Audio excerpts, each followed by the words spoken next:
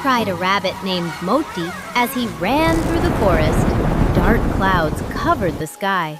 Thunder roared overhead.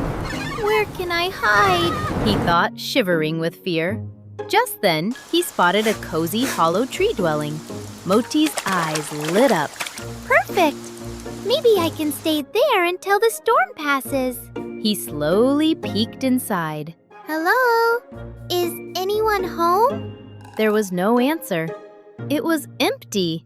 "What a wonderful place," said Moti happily. He stepped inside and curled up in a dry corner. The rain continued for many days.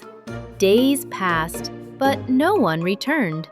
Moti cleaned the dwelling and slowly began to believe it was his home. But one day, the true owner returned. It was a sparrow named Chinu.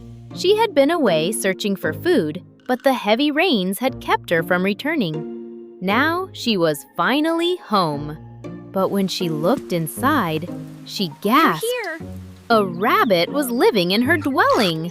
"Excuse me, what are you doing in my home?" she chirped angrily.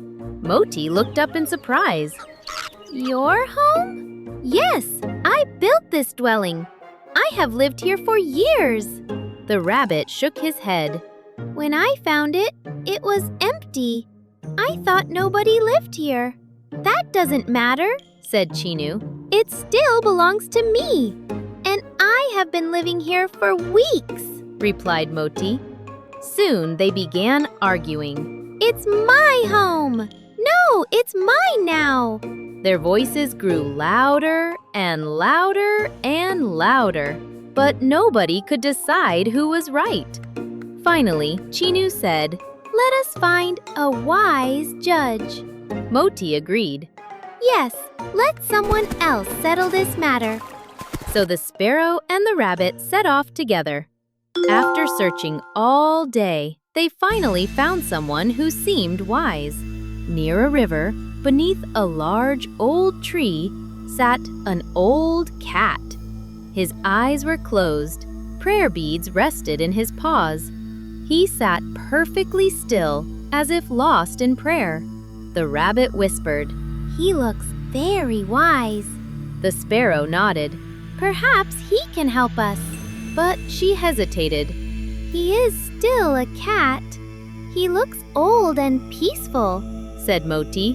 The sparrow approached first. "Wise sir, we need your help."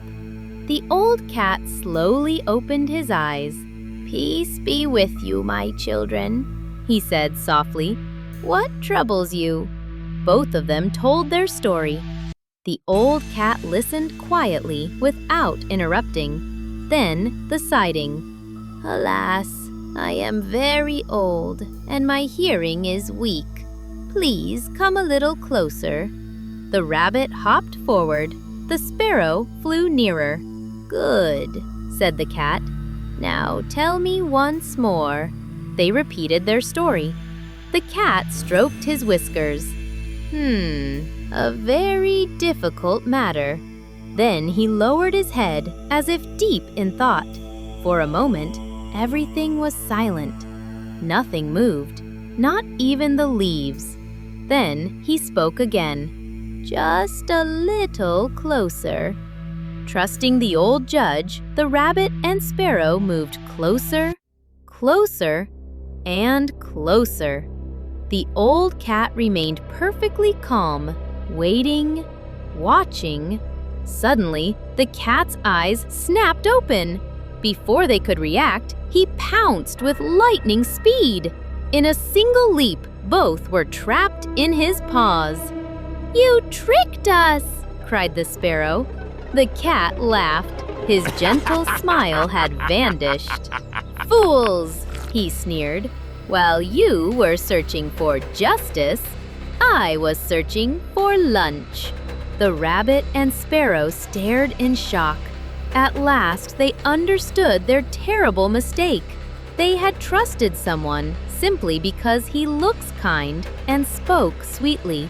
But Yue, the wicked cat, had fooled them both. The hollow tree dwelling remained empty once again. Not everyone who looks kind is trustworthy.